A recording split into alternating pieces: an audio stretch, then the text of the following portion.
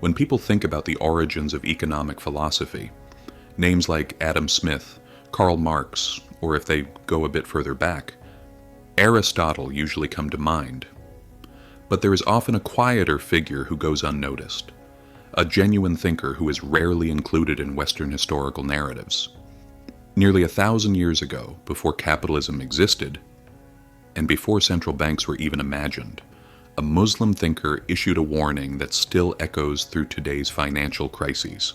He said this: "When money loses its moral compass, society begins to rot from the inside. Looking at the world we live in today, it feels as if he understood us better than we understand ourselves.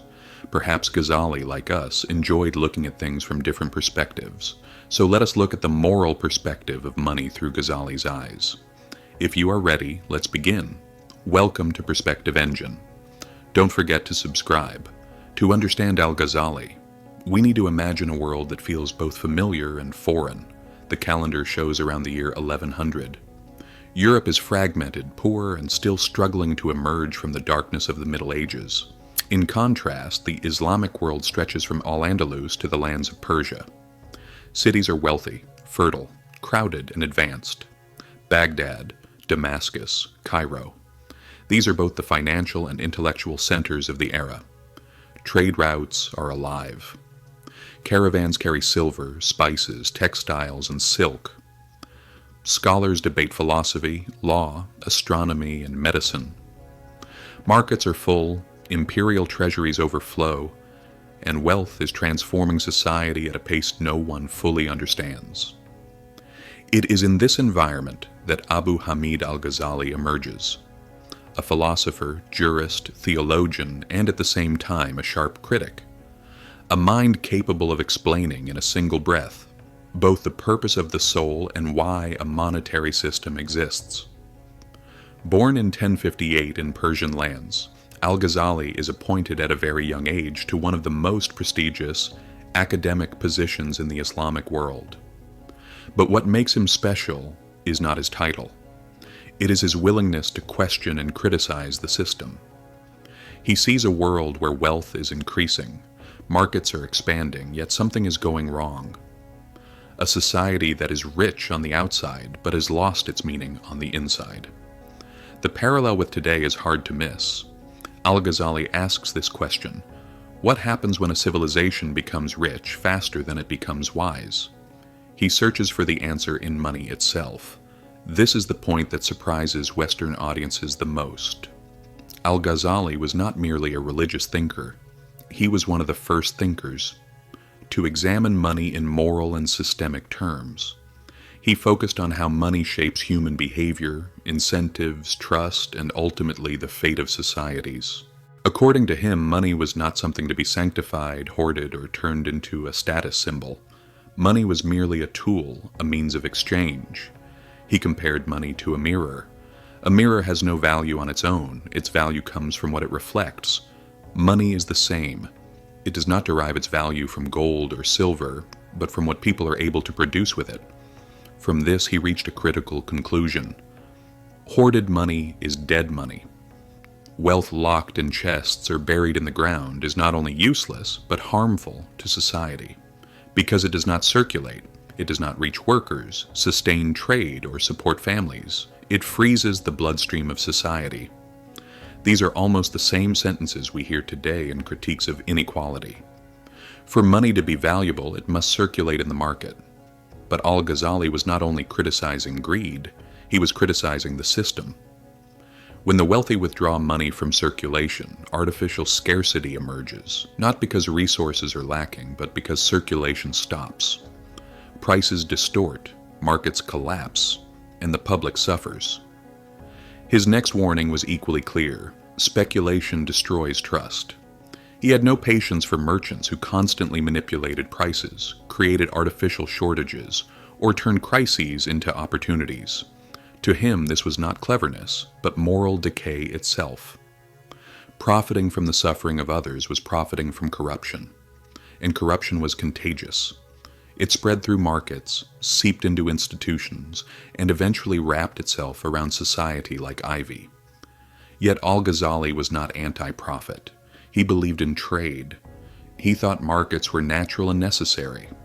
What he opposed was fraud, lies, false weights, hating defects, and manipulating information. Because markets function only when there is trust. When trust collapses, the economy collapses with it. What we now call information asymmetry, moral hazard, and transaction costs, he explained clearly, without jargon. He also placed great importance on the value of labor. He argued that money earned through effort strengthens a person, while money gained through manipulation corrupts them. Societies grow stronger with contributors and weaker with exploiters. When it came to the state, however, he was uncompromising. Rulers of the time debased currency to save their budgets, creating hidden inflation. Al-Ghazali openly called this theft, a practice that crushed the poor, disrupted markets, and destroyed trust. The state's role was to protect the market, not to manipulate it for short-term gain. He argued that unjust rulers destroyed prosperity faster than external enemies. In his view, corruption at the top spread downward. When rulers deceived the people, merchants felt justified in deceiving their customers. The chain of trust broke, from the palace to the neighborhood marketplace. His conclusion was clear: a society can endure poverty, but it cannot endure corruption. Economic collapse does not happen because money runs out, but because trust and production disappear. Al-Ghazali understood very early that a monetary system is a system of trust. When people lose trust, money loses its value. We have seen this repeatedly in countries such as Germany, Zimbabwe, Venezuela, and Argentina. People hoard out of fear, speculate out of greed, and cheat when given the chance. And when these behaviors become habitual, collapse has already begun. That is why Al-Ghazali argued this. To fix an economy, you must fix the incentives that shape human behavior. Laws alone are not enough. Any system built without accounting for human nature is ultimately doomed to collapse. Wealth is not evil, but money that does not circulate is incomplete. Societies grow stronger when people contribute more than they extract. Selfishness is heavier than any system can carry. When we look at today, the picture is strikingly familiar. Money flowing faster than meaning, deepening inequality, eroding trust in institutions, inflation quietly consuming purchasing power, bubbles inflating and bursting, and a population increasingly under pressure. If Al-Ghazali were alive today, he would likely say this: when justice disappears, prosperity cannot remain. Economies do not collapse because of numbers. They collapse because people no longer trust one another. Al-Ghazali was not preaching. He was describing a reality few could see. Money is not a mechanical object. It is a moral ecosystem.